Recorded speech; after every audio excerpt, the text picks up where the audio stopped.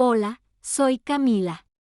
La semana pasada fui al banco y quise sacar $100. Mi hermana, la gerente de la sucursal, se burló y dijo, aquí no atendemos a mendigos. Todos me miraron. Lo que no se dieron cuenta fue que podía vaciar todo el lugar, y lo hice.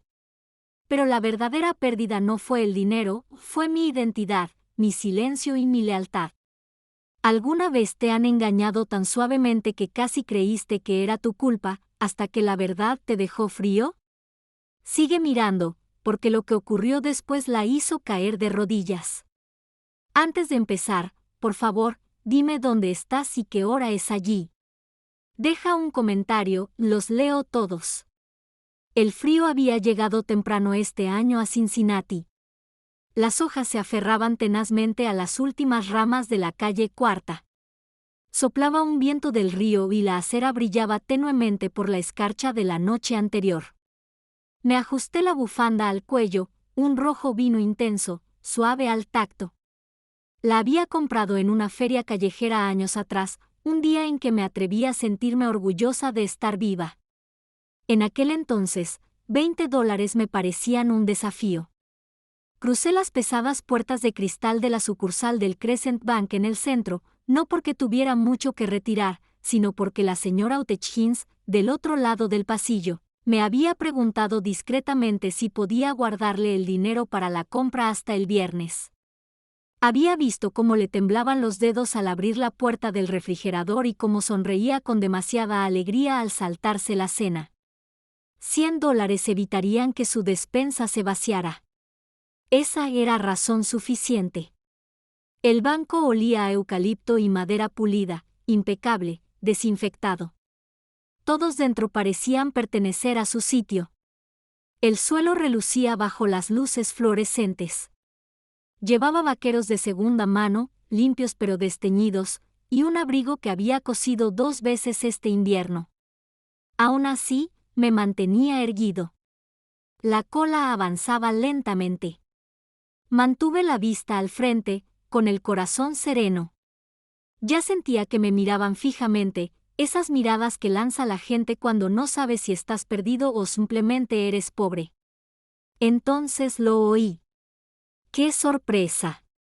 La voz se deslizó tras mi oído antes de que me girara, refinada, teatral, pulida como un cristal inquebrantable.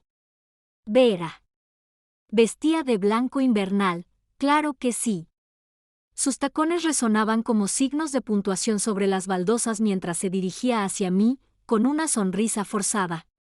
Detrás de ella, una joven cajera la seguía con aspecto nervioso.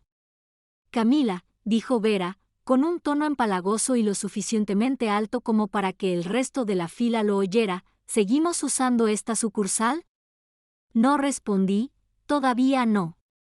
La miré a ella y solo a ella, los mismos labios pintados, la misma inclinación de suficiencia en la barbilla. Nunca necesitaba levantar la voz para armar un escándalo, su sola presencia reorganizaba la sala. Se inclinó. Sabes, hemos actualizado nuestros niveles de clientes. Ya no atendemos sin cita previa. Luego añadió, esta vez más alto, sobre todo a mendigos. Un hombre con traje azul marino levantó la vista de su teléfono. Una mujer mayor cerca de la ventana giró la cabeza. Me quedé quieto. La palabra resonó como una bofetada en una catedral. Vera sonrió más ampliamente, como si acabara de ser caritativa. ¿Entiendes, verdad? Asentí lentamente, no porque estuviera de acuerdo, sino porque había aprendido hacía mucho tiempo que el silencio a veces es más fuerte que un grito. Me toqué la bufanda del cuello, las fibras me resultaron familiares. Mis dedos se quedaron allí un instante más de lo necesario. Entonces me aparté de la fila. Mis botas no hicieron ruido al pisar las baldosas. Pasé junto a Vera sin decir una palabra más. Afuera, el frío me besó la cara con una especie de misericordia. Mi reflejo en la puerta de cristal pulido del banco se prolongó un segundo, la cabeza alta, la mirada firme. No lloré, ya no. Esa noche, de vuelta en mi apartamento, me quité el abrigo y la bufanda. El lugar olía a té de menta y libros viejos, mi tipo de paz. Puse la bufanda con cuidado sobre la mesa, la doblé una vez, luego otra vez, y luego dejé que mi mano descansara sobre ella. Encendí el viejo portátil escondido debajo del cojín del sofá. La pantalla parpadeó 2 veces antes de quedarse quieta. Escribí mi contraseña, moviendo los dedos sin dudar. Un suave ping, un mensaje, cifrado, esperado. Lo leí 2 veces y luego cerré la tapa. Mi corazón no se aceleró, se movió más lento, con un propósito. Al otro lado de la habitación, recogí la bufanda una vez más. La última vez que la usé como armadura fue hace años, cuando Vera me llamó simplemente un parásito de voz suave en una fiesta de Navidad a la que ni siquiera me invitaron. Recordé haberme susurrado después, mientras me abrochaba el abrigo sola en la nieve, algún día lo verán. Esta noche, no susurré. No hacía falta. En cambio, cogí el teléfono y marqué un número que ninguno de ellos sabía que tenía. La línea conectó. Hola, dije con voz tranquila, soy Camila. Necesito un favor. No contesté las llamadas de Vera esa noche, no es que llamara. Nunca lo hace. Pero imaginé por un momento lo que diría si supiera quien aún tenía acceso a la única persona capaz de cerrar toda su sucursal con una sola orden. Para cuando regresé a mi apartamento, el aire de finales de noviembre se había convertido en una fría quietud. Las calles de Cincinnati brillaban con la humedad de una llovizna anterior, las farolas parpadeaban contra el brillo del pavimento mojado. Subí las estrechas escaleras hasta mi apartamento en el segundo piso, el crujido familiar de cada escalón me hacía sentir como si me hubiera anclado en el suelo. Me quité el pañuelo color vino del cuello y lo colgué junto a la puerta. Ahora parecía diferente, no como algo para esconderme detrás, sino como algo que había elegido deliberadamente.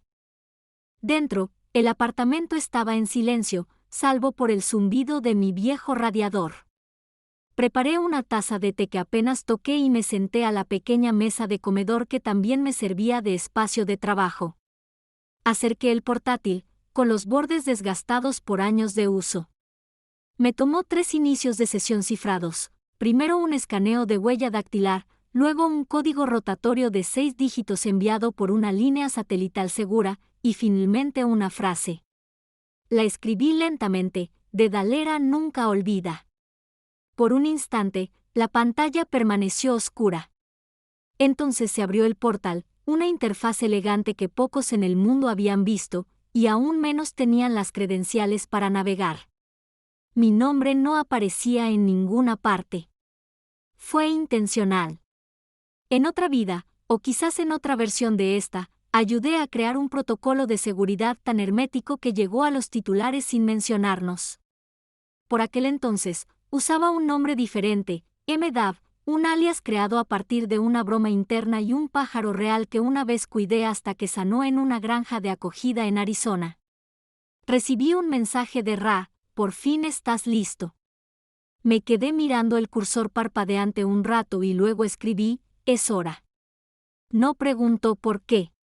Nunca lo hizo. Lo habíamos diseñado así, limpio, sin idas y venidas, solo con un propósito. Cuando me alejé de mi familia por primera vez, no fue por vergüenza, fue por estrategia. Cada vez que intentaba decirles que tenía planes, que no iba a dejarme llevar por la vida sin rumbo, se reían. Tú, se burló mi padre una vez, tirando mi currículum sobre la mesa sin siquiera mirarme. Tendrás suerte si en una gasolinera te dejan limpiar las ventanas. Vera era peor. Quizás aspires más bajo, Camila, dijo cuando mencioné solicitar una pasantía en tecnología financiera. El mundo no te debe un escritorio elegante. Todos se rieron, y desaparecí, no por ser débil, sino porque necesitaba espacio para construir algo que jamás tocarían. Ray y yo registramos el fondo en 5 países, cada uno con su propia protección legal. Lo llamamos el Code 7. Yo me encargué de la arquitectura del sistema y del diseño del fideicomiso. Él recaudó el capital inicial. Al final del segundo año, poseía la participación mayoritaria, protegida por un anonimato fiduciario. Nadie, ni siquiera mi contable, podía vincularme sin acceso a esta terminal. ¿Y Vera? Su banco llevaba años intentando atraer a Selcoud 7 como socio silencioso. Finalmente, el trimestre pasado, consiguieron alojar una parte de nuestra liquidez. Revisé el contrato yo mismo, vi su firma aparecer bajo los documentos de incorporación, sin tener ni idea de quién firmaba debajo. Cuando nuestro padre falleció, Vera recibió la herencia.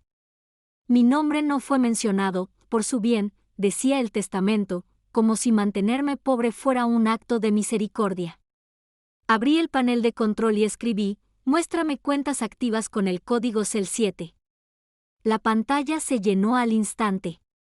Las cifras se deslizaron por la interfaz, silenciosas, precisas, implacables: $3.500 millones en activos líquidos.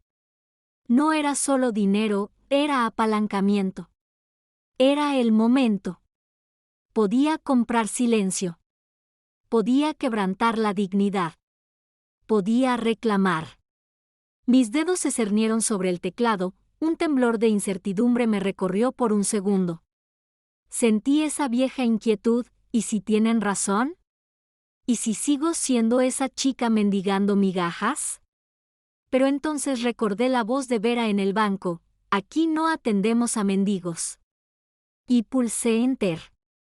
La habitación no cambió. Nada explotó.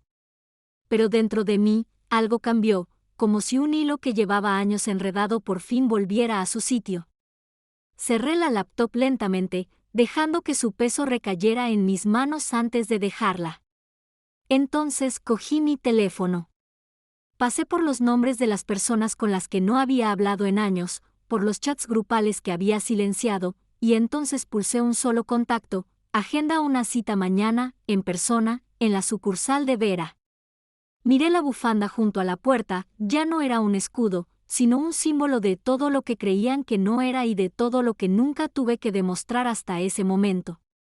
Para cuando salí del coche y me ajusté las solapas de la chaqueta, el sol de la mañana ya había subido lo suficiente como para reflejarse en los altos ventanales de la sucursal principal del centro. Me detuve un segundo al pie de aquellas puertas de cristal, sin dudar, sino dejando que el momento se asentara. Era extraño lo tranquilas que se sentían mis manos, sin temblores ni dudas. Un hombre de traje gris me abrió la puerta. Señora, asintió. Sonreí cortésmente y entré. Los mismos suelos de mármol, el mismo aroma fresco a madera pulida, pero esta vez, todo parecía más pequeño. La recepción estaba atendida por una joven que no reconocí. Buenos días, bienvenida a... Tengo una cita, dije en voz baja, sacando un elegante folio negro de mi bolso. Es bajo Selcoud Holdings. Antes de que pudiera hacer otra pregunta, su pantalla parpadeó en rojo. Un destello de confusión cruzó su rostro. Justo entonces, desde el otro lado del vestíbulo, vi a Vera. Había cambiado desde ayer, maquillaje fresco, el pelo un poco más rizado de lo habitual. Estaba riendo con un cliente de la zona cerca de la máquina de café, pero en cuanto me vio, su rostro cambió. Cruzó la sala como una nube de tormenta en tacones. ¿Qué haces aquí?, susurró. Te lo dije ayer, no somos una organización benéfica. Sea lo que sea que intentes hacer, ¿no? No respondí. Simplemente le entregué el folio a la recepcionista. Lo abrió, escaneó un código QR oculto en el panel lateral y volvió a parpadear. Necesito hablar con la gerente, dijo rápidamente la recepcionista, ya contestando el teléfono. Vera se acercó y le arrebató el folio de las manos. Basta. Veamos a qué se cree que está jugando mi hermanita. Hojeó los papeles, y su sonrisa burlona se desvaneció poco a poco. Y entonces sucedió. Se le congelaron los ojos. Bajó la vista, pasó una página más y volvió a levantar la vista. Solo que esta vez no dijo nada. No podía. Llegó el gerente de la sucursal, un hombre alto, de cabello canoso y presencia tranquila, el tipo de persona entrenada para manejar crisis sin que se note. Tomó el folio de las manos de Vera. Disculpe, señora, dijo, asintiendo hacia mí. Deme un momento. Miró la pantalla, escribió algo y se detuvo. Se giró hacia Vera, bajando la voz. Esta es una autorización VIP. Solicitud de retiro principal, marcada como confidencial. Cellcode Holdings. Está registrada como empleada en una entidad asociada. ¿Lo sabía? El silencio que se apoderó del banco no era solo quietud, estaba suspendido. Algunos banqueros jóvenes se giraron para mirar. Oí una inhalación profunda de alguien detrás de un cubículo. Vera retrocedió medio paso, palideciendo. Eso no es. Eso no puede ser real. Es una especie de farsa. Es real, dije, mirándola a los ojos. Has estado trabajando para mí, indirectamente, por supuesto, todos estos años, riéndote a mis espaldas. El asistente del gerente le susurró algo.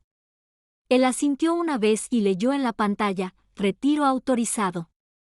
Monto solicitado, $3.500 millones. Confirmado.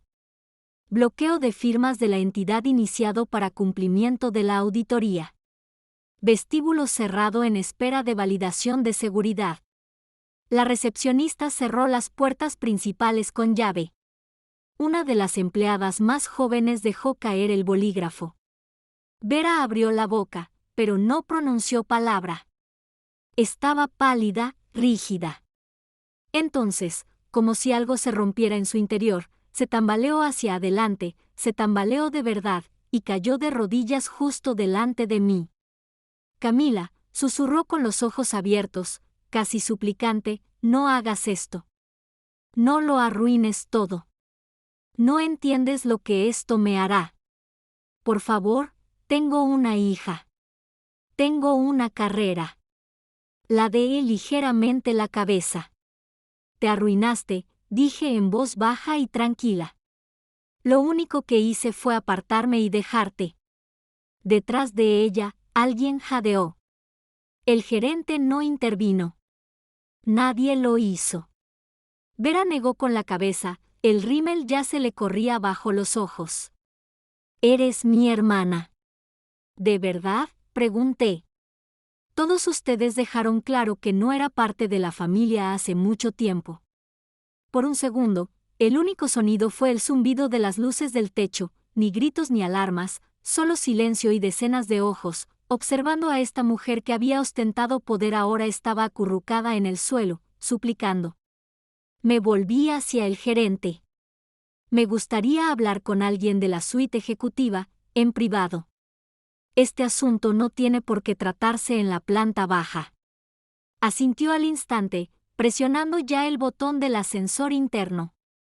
Le llevaremos a la sala de inversores. Al pasar junto a Vera, todavía paralizada, ni siquiera bajé la vista. El folio seguía bajo el brazo, y mientras las puertas de cristal del ascensor se cerraban, no oí nada detrás de mí, salvo el silencio que indica que todo acaba de cambiar. Ni siquiera llegué al sofá cuando mi teléfono volvió a vibrar. La puerta de cristal acababa de cerrarse tras mí, y yo seguía deslizándome de mis tacones. Miré la pantalla, Clarice. Directa al buzón de voz. No necesitaba oír su voz ahora mismo, no cuando ya podía adivinar el tono, tensa, falsa, preocupada, como si llamara por obligación en lugar de por interés. Me serví una copa de pino y salí al balcón, dejando que el aire nocturno me calmara el pecho. La ciudad zumbaba abajo, sirenas lejanas, un autobús que gemía en la esquina, alguien riendo 4 pisos más abajo. Todo parecía más silencioso de lo habitual, como si el mundo supiera que algo había cambiado. Otro zumbido, George, esta vez, el esposo de Clarice. Dudé, luego contesté. George era, como mínimo, predecible. Siempre llamaba cuando algo estaba en juego. Camila, dijo, alargando mi nombre como si hubiera ensayado cariño pero no le hubiera salido bien.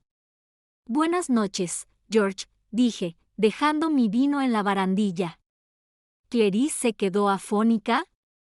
Soltó una risita forzada. No, es que... Bueno, ya sabes cómo se pone cuando la pillan desprevenida. No respondí. De hecho, quería ponerme al día, continuó. Vi algo de movimiento, unas cuantas, transferencias. Impresionante, la verdad. No sabíamos que estuvieras tan metida en ese nivel de finanzas. ¿En serio?, dije con ligereza. Porque siempre me han dicho que no me salga de mi zona. George tosió. Solo me aseguro de que todo esté en orden, ya sabes, con el fideicomiso, los activos. Clarice mencionó que habías estado invirtiendo en algunos proyectos privados. No respondí de inmediato. Mi mirada se desvió hacia una torre parpadeante en la distancia. ¿Te refieres a esos de los que se reían durante el almuerzo, cuando Clarice dijo que debería casarme con alguien rico en lugar de fingir ser fundador? Su silencio quedó suspendido como el humo. Es curioso, continué, como mi teléfono solo suena cuando hay $1 pegado. George volvió a carraspear. Bueno, Clarice y yo estábamos pensando que quizá deberíamos reunirnos todos, hablar de esto. Sin presiones, solo un brunch, quizá este fin de semana. La audacia casi me hizo sonreír. Me temo que tengo los fines de semana a tope. Haciéndome la importante. No lo decía en serio, dijo rápidamente, casi tropezando con su propia voz. Es que Clarice piensa que quizá no siempre te tratamos con justicia. Ahí estaba, una gota de disculpa a medias, impregnada de egoísmo. Agradezco tu ayuda, dije con calma, pero no creo que un brunch arregle lo que ya está roto. Terminé la llamada con cuidado y dejé el teléfono a mi lado. Mis dedos estaban firmes ahora, sin temblores, sin rabia, solo calma. Una paz que no había sentido en años. Entré y abrí mi portátil sobre la encimera de la cocina.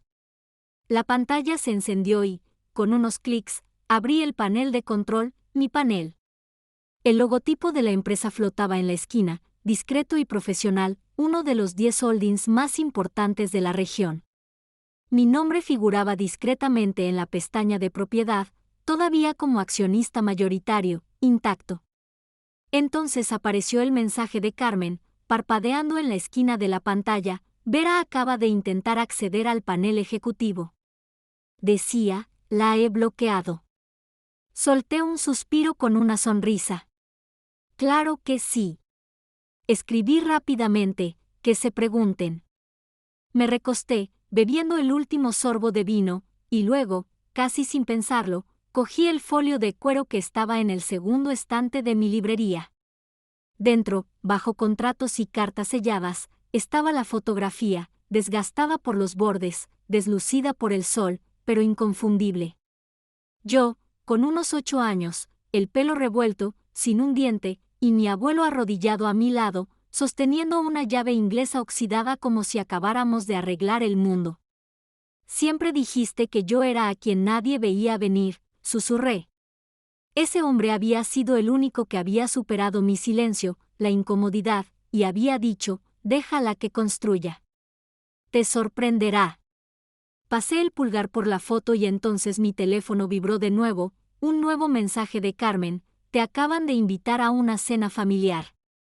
¿Quieres que acepte en tu nombre? Me quedé mirando la pantalla, luego la foto que tenía en la mano. No estaba seguro de si buscaban cerrar el tema o si simplemente olían a dinero. No respondí al mensaje de Carmen de inmediato. Me quedé sentado con la invitación aún encendida en la pantalla, mis dedos recorriendo el borde del panel táctil sin hacer clic. Una cena familiar, tras meses de silencio y luego una lluvia de mensajes de voz.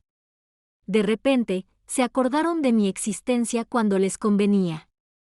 Esperé un día, luego otro. Finalmente, le respondí a Carmen, sí, solo que quiero ver quién aparece. El viernes llegó con un peso que se posaba sobre mis hombros como un abrigo viejo. Me vestí con esmero, nada demasiado llamativo, solo elegante, una blusa azul marino, pantalones a medida, el pelo recogido con cuidado. El tipo de look que decía, no estoy aquí para entretenerte. A las 6:45 de la tarde, cruzaba la puerta de un restaurante que solía ser el lugar predilecto de nuestra familia para celebrar. Olía igual, romero, ajo, mantelería limpia. Pero el significado había cambiado.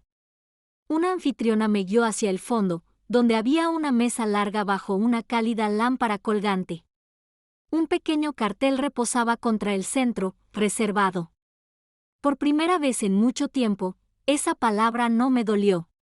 Apoyé la mano en el respaldo de la silla de la cabecera y me senté, sola por ahora. Los segundos pasaban. Entonces, exactamente a las 6:57, oí un familiar taconeo. Clarice fue la primera, pendientes de Chanel, labios pintados, una sonrisa deslumbrante. Bueno, alguien está radiante, dijo con cariño, deslizándose en el asiento de enfrente como si estuviéramos almorzando en el club. Has estado liada, ¿verdad? No respondí, solo incliné ligeramente mi copa, dejando que la luz de la vela iluminara el borde. George llegó después, siempre un poco después de Clarice, todavía con esa falsa sonrisa de inversionista pegada como si fuera permanente. Camila, dijo, con un tono que intentaba sonar demasiado fraternal, hace demasiado tiempo. Pareces tener los pies en la tierra. Eso es bueno. Antes de que pudiera responder, entró Vera. No sonrió ni habló, solo asintió y se sentó más lejos de mí. Por fin, nuestra madre, Ellen. Se movía más despacio de lo que recordaba. El tiempo había suavizado sus rasgos, pero no su tono. Mis niñas, dijo, como si todavía fuera 1993 y lleváramos vestidos iguales para una foto familiar improvisada. Mírennos.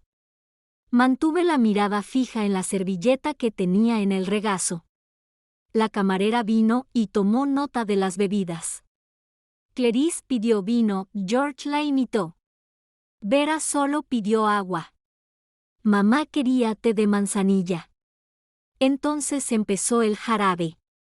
Camila, ronroneó Clarice, tengo que decir que algo ha cambiado.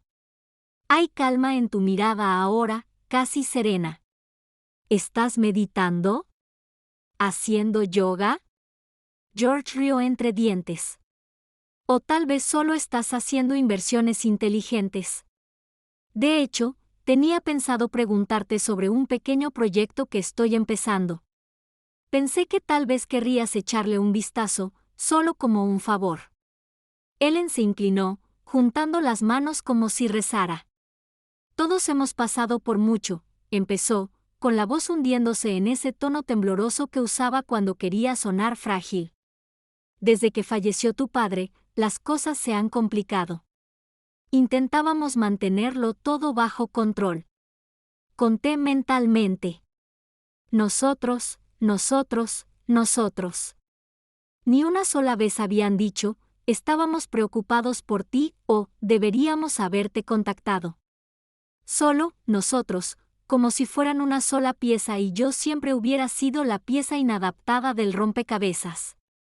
Clarice dejó su copa de vino y finalmente preguntó qué era lo que habían estado bailando. ¿Estás bien? Su voz era suave, pero sus ojos me escrutaron como un detective en la escena de un crimen. Le ofrecí una sonrisa educada y me incliné ligeramente hacia adelante. ¿Alguna de ustedes se preguntó alguna vez qué pasó con el fideicomiso de tierras de Pensilvania de mi abuelo? El cambio fue instantáneo, como si alguien hubiera bajado el termostato 20 grados. George parpadeó. Clarice se enderezó. Las manos de Ellen se apretaron alrededor de su taza de té. Fue Vera quien rompió el silencio. Ese fideicomiso se disolvió hace años, ¿no? Metí la mano en mi bolso, saqué una carpeta delgada y la puse con cuidado sobre la mesa. La palabra, activo, estaba estampada en la esquina superior derecha de la escritura. En realidad, dije, sosteniendo la mirada de Vera, no lo fue. Fue olvidado, enterrado, pero nunca lo dejé morir. Ellen susurró, ¿lo conservaste? Asentí. Lo reconstruí, discretamente, y nadie se dio cuenta. El camarero apareció, como si le hubieran dado una señal, con un tarjetero de cuero.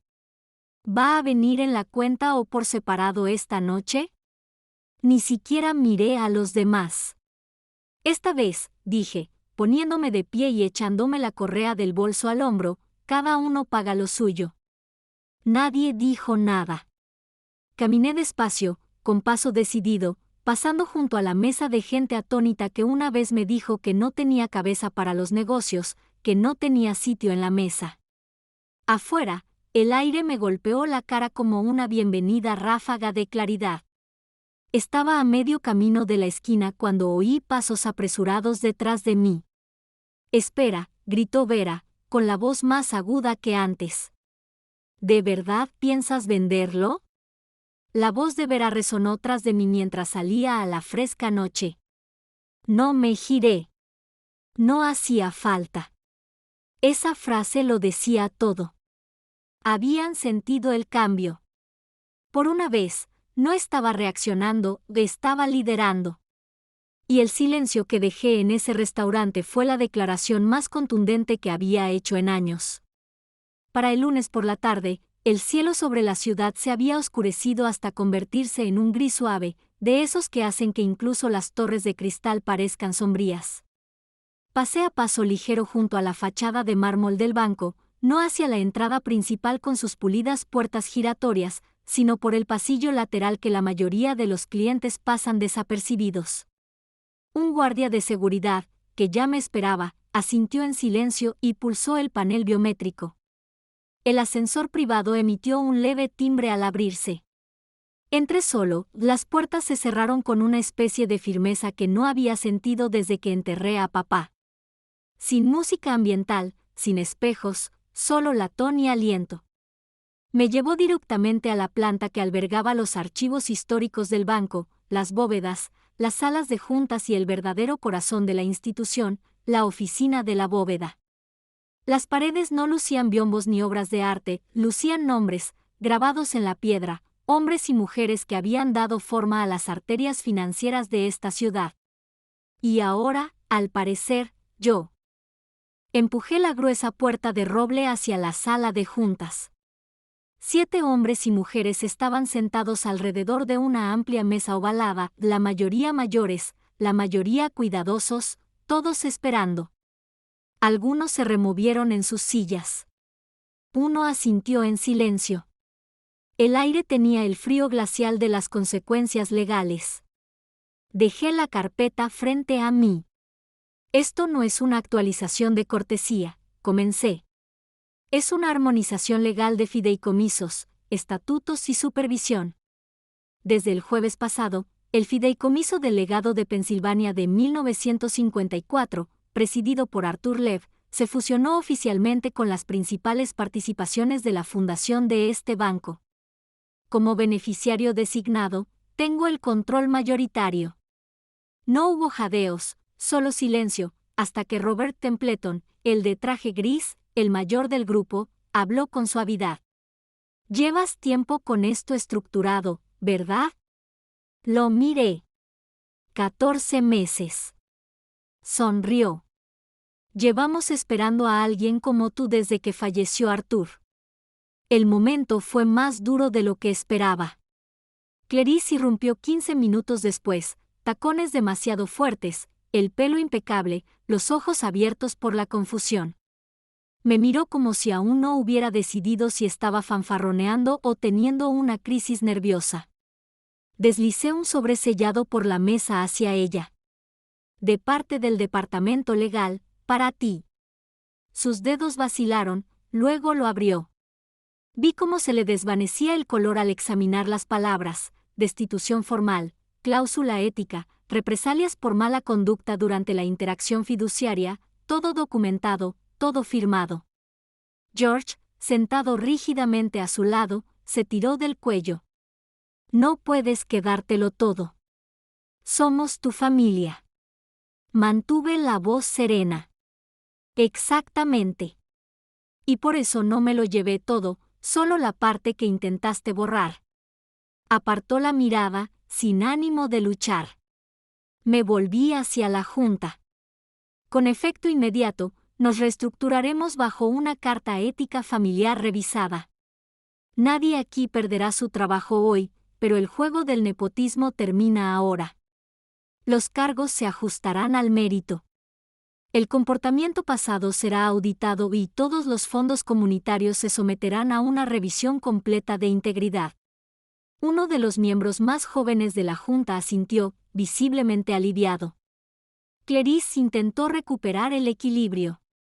Siempre has guardado este resentimiento, ¿verdad?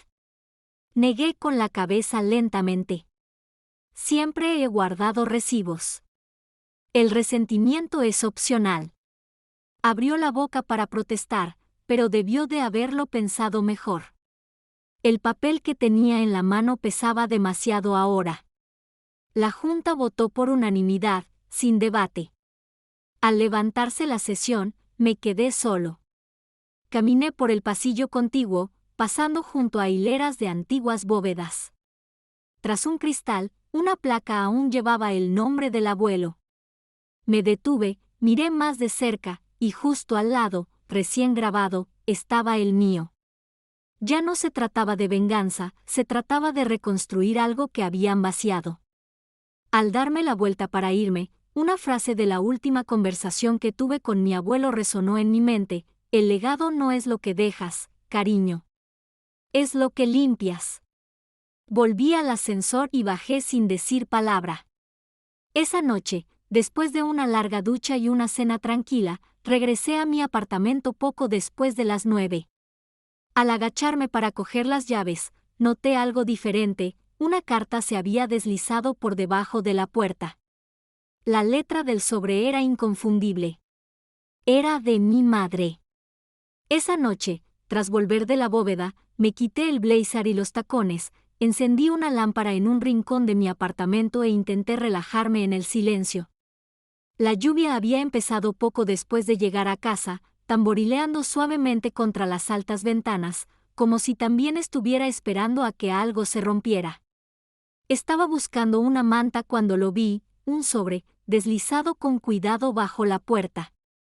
Ni un golpe, ni pasos en el pasillo, solo el objeto, allí tirado como si siempre hubiera estado allí. No necesité darle la vuelta. La caligrafía del frente era inconfundible, la de mi madre, pulcra, nítida, firme, un estilo que decía que todo estaba bajo control, incluso cuando no lo estaba. Lo miré sin moverme. Era curioso cómo unas pocas pinceladas de tinta podían parecer más pesadas que cualquier confrontación que hubiera enfrentado en la sala de juntas. Mis dedos se quedaron suspendidos un instante, luego los retiré. Cuando alguien te ha cortado con silencio durante tantos años, incluso sus palabras pueden sentirse como navajas. Finalmente, me senté, lo abrí con dedos lentos y comencé a leer. Camila, empezó, sin cariño, ni cariño, sin ternura. Hay algo que llevo mucho tiempo cargando, algo que debería haberte dicho antes de que llegara tan lejos. Las líneas estaban escritas con claridad, sin tachaduras ni titubeos. Lo había practicado, probablemente lo había reescrito 3 o 4 veces antes de dejarlo pasar. Escribió sobre un día de verano cuando yo tenía unos 10 años. Había intentado poner un puesto de limonada al final de la entrada. Dibujé carteles, calculé precios e incluso conté los sobres de azúcar uno por uno. Lo recordaba vagamente hasta que mencionó cómo Clarice había derramado la jarra sin querer antes de que hiciera mi primera venta. Lloré, pero no entendí por qué mi hermana lo había hecho. Pensé que simplemente no le gustaba la limonada. Pero la carta continuaba, lo sabía. Vi lo que hizo. Simplemente no supe cómo protegerlos a ambos, y al final, no protegí a ninguno. Habló del fallecimiento de mi abuelo, de cómo las finanzas familiares se volvieron inestables casi de la noche a la mañana. George le había ofrecido estabilidad, escribió, a cambio de apoyo, el rápido ascenso de Clarice, su temprana participación en decisiones que deberían haber sido suyas. Lo hicieron parecer seguridad, escribió, pero era control. Y lo permití. Hice una pausa. Sentía las manos más frías que el cristal de la ventana a mi lado. Todo este tiempo, había pensado que su silencio era una decisión, pero quizá había sido una cuestión de supervivencia, no solo para ella, sino para ambas. No se disculpó. No pidió ser comprendida. No escribo esto para pedir perdón, concluyó, pero te pido que rompas el patrón. No te conviertas en lo que te hizo daño. Me quedé sentada un buen rato después de eso, sin lágrimas, sin una exhalación dramática, solo la lluvia afuera y el suave crujido del papel aún abierto en mi mano. Después de un rato, me levanté y me dirigí al estante donde guardaba cosas de la infancia que no había tirado. En una pequeña caja, detrás de viejos marcos de fotos, lo encontré, una pequeña libreta azul, arrugada y polvorienta en las esquinas. Dentro había páginas de planes de negocios escritos a mano por un niño de 10 años que intentaba descubrir que tenían en común la limonada y la amabilidad, garabatos de frascos de monedas, tablas de equilibrio y un rotulador. Y entre 2 páginas, una nota adhesiva arrugada con una frase que no recordaba haber escrito: algún día tendré una gran bóveda y no dejaré a nadie fuera. Esa niña no tenía ni idea de lo que se avecinaba, pero de alguna manera aún sabía lo que importaba. Quizás no había cambiado. Quizás, por fin, solo estaba recordando quién era antes de que intentaran quebrarme. La lluvia arreció, repiqueteando con más insistencia, como si quisiera que prestara atención. Cerré el libro de contabilidad, lo volví a guardar en la caja y me quedé un rato junto a la ventana, observando cómo las luces se difuminaban en el cristal mojado. Mañana volvería, no para pedir espacio, no para suplicar aceptación. Mañana entraría en la casa de nuestra infancia, no como una hija, sino como un ajuste de cuentas. El viento de esa mañana era cortante, atravesando la vieja verja de hierro como un susurro que llevaba años esperando ser pronunciado. Entré en el familiar sendero de piedra sin llamar. Mis talones golpeaban el recibidor de mármol, como un eco de todas las veces que me habían pedido que caminara de puntillas, que me hiciera pequeña en esta casa. Dentro, la calidez de la habitación no me conmovió. La voz de Clarice flotaba desde el comedor, cargada de encanto escénico. Volvía a ser entretenida, familia extensa, viejos amigos, probablemente algunos nuevos inversores deseosos de seguir su ejemplo. Conocía a esa clase, los había visto en incontables galas de biotecnología, ojos escrutando estatus, sonrisas demasiado blancas para ser reales. Entré directamente. Su voz se quebró a media frase. Forks se detuvo en el aire. Un primo de Vermont tosió en su servilleta de lino. Mi madre, sentada al final de la mesa, con el delicado collar de perlas demasiado apretado, me miró a los ojos. No apartó la mirada. Clarice parpadeó. Vaya, esto es inesperado. Dejé la gruesa carpeta negra en el borde del aparador de mármol, sin siquiera mirar los canapés que le encantaba pedir para parecer mundana. Me alicé el abrigo, miré al otro lado de la sala y dije con calma: si me lo permiten, me gustaría hacer una pequeña retractación. El silencio que siguió fue tenso. Clarice rió, con esa risa quebradiza que usaba cuando ya no sabía dónde estaba el suelo. Camila, ¿si esto es una llamada dramática para llamar la atención? No, le interrumpí, girándome hacia la multitud, esto es un asunto de documentación, no de drama. Abrí la carpeta y empecé, en silencio, con paso firme. Primero, el fideicomiso, firmado originalmente por nuestro padre, con una distribución equitativa entre sus hijas.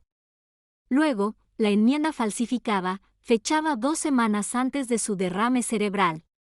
Mostré una copia del sello notarial y luego pasé a las escrituras de propiedad, la reasignación silenciosa del viñedo familiar en Oregón, transferida a una cuenta en el extranjero bajo la empresa fantasma de Clarice. Suspiros, susurros. Después, el fondo educativo, mal utilizado, el destinado a mujeres jóvenes en STEM, que Clarice había reutilizado en un negocio inmobiliario personal. Los fondos fueron retirados bajo la firma de nuestra madre, añadí, abriendo la copia en PDF de la autorización. A Clarice se le crispó el labio. Me dio permiso. No lo sabes todo, Camila. No pudo ser, dije. La fecha de esto es el mismo día que la operaron en Zúrich. Todos se giraron. Un amigo de la familia me pasó una laptop. Conecté la memoria USB. La pantalla parpadeó detrás de mí. Con precisión silenciosa, revisé registros de transacciones, cronogramas, correos electrónicos, nada llamativo, solo datos, la verdad. A Clarice se le quebró la voz. Siempre tuviste que ser la víctima, ¿verdad? Me giré hacia ella. No, solo quería que me vieran. Querías borrarme. Le temblaba la mano al sujetar el tallo de su copa de champán. Nuestro padre se levantó. Clarice, dijo en voz baja, ¿qué has hecho? Y así, la actuación se vino abajo. Clarice arrojó la servilleta sobre la mesa. Esto es lo que hace. Cava y cava hasta que no queda nada que enterrar. Siempre ha estado celosa. Pero la habitación ya no estaba con ella. Los familiares empezaron a disculparse. Una pareja del lado de nuestro padre salió en silencio. Otro tío murmuró algo sobre un comportamiento vergonzoso antes de negar con la cabeza y dirigirse a la puerta. Nuestra madre no dijo ni una palabra, pero tampoco me detuvo. Simplemente permaneció allí sentada, con la mirada fija en su plato, como si escuchara algo mucho más antiguo que cualquier voz en esa habitación.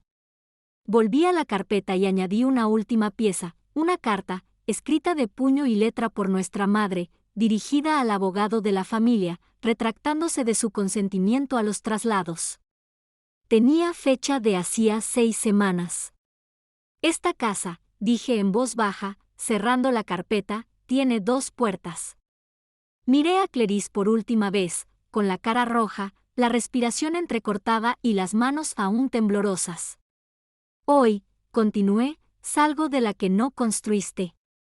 Y dejé la carpeta allí mismo, sobre la mesa de mármol que una vez llamó su trono. El aire afuera era más fresco, más nítido, más limpio. Camila salió y se encontró con un joven reportero esperando en la acera. Su cámara no estaba lista, solo tenía una libreta en la mano y una sonrisa vacilante. No hizo ninguna pregunta. Solo dijo, alguien quería que te escucharan. Pensó que debía saberlo. Una semana después, me senté solo en un banco de madera bajo un viejo roble. El parque estaba tranquilo a esa hora, ese silencio que zumba como un secreto esperando ser guardado o revelado. Rayos dorados de sol se filtraban entre las hojas, y la brisa traía el aroma a hierba recién cortada y lilas lejanas. Miré el objeto que descansaba sobre mi regazo, una pequeña libreta de ahorros deshilachada, de un azul descolorido, de esas que se veían hace décadas en un banco de barrio. Las esquinas estaban curvadas, la tinta se corría por algunos sitios, pero era real, igual que el recuerdo del hombre que me la dio.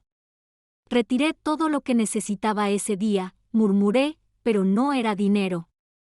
Tras el enfrentamiento en la finca, todo se desmoronó rápidamente. Nunca di ninguna declaración a la prensa. No hacía falta.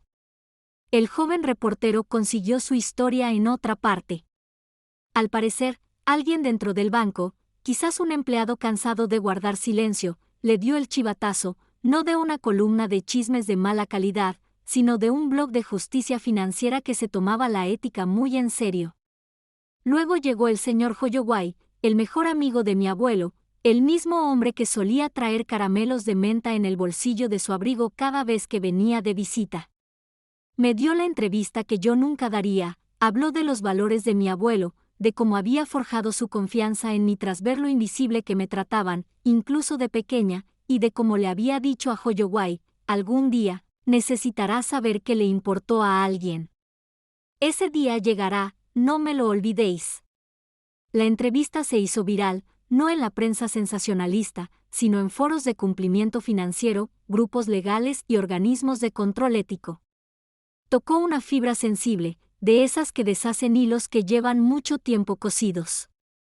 En menos de 72 horas, la junta directiva del Banco de Clerise le solicitó la renuncia, discretamente, por supuesto, con profesionalismo.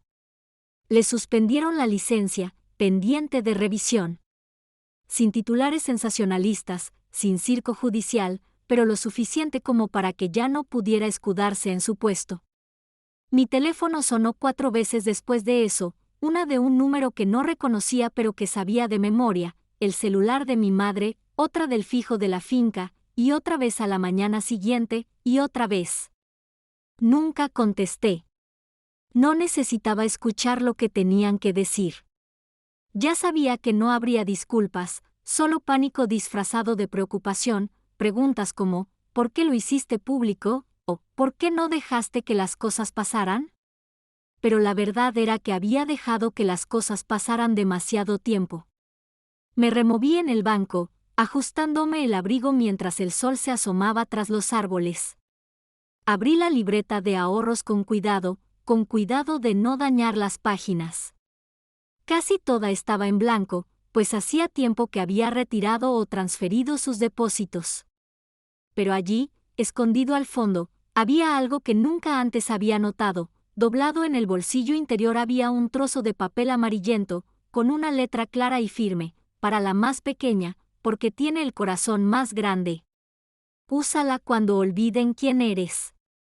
Parpadeé con fuerza y luego sonreí, no la clase de sonrisa que se usa para las fotos, sino la discreta que se esboza cuando algo encaja. En ese momento me di cuenta de que nunca había necesitado su aprobación, ni los elogios breves de mi madre, ni el reconocimiento rígido de mi padre, ni las miradas despectivas de Clerise. Tenía algo más sólido, yo misma. Cerré el libro lentamente, lo dejé reposar en mi regazo y exhalé profundamente, nada de fuegos artificiales, nada de desfiles de victoria, solo quietud y paz.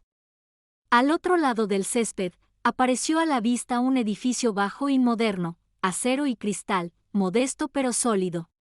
Ahora lucía un nuevo letrero, el nombre de mi organización sin fines de lucro grabado en plata cepillada. Nos mudamos el mes pasado, pero hoy sería el primer día que entraría, no con miedo, sino con propiedad, con presencia. Este fue el verdadero retiro, no los activos del fideicomiso, ni los títulos de propiedad ni las cuentas congeladas. Era mi nombre. Retiré mi lealtad, mi amor. Lo saqué todo de quienes lo habían malgastado y lo invertí en algo nuevo, en un lugar donde pudiera crecer. Es curioso cómo el dinero revela carácter, pero el silencio también genera intereses. Me levanté del banco, sacudiéndome la parte de atrás de los vaqueros mientras guardaba con cuidado la libreta de ahorros en el bolso. Un pequeño aleteo me llamó la atención. Un pájaro solitario había aterrizado a mi lado, fuera de mi alcance. No se sobresaltó, ni mendigó migajas, simplemente estaba presente, como si hubiera venido a sentarse conmigo un momento para compartir la quietud. No lo espanté. No hacía falta. Simplemente lo dejé estar.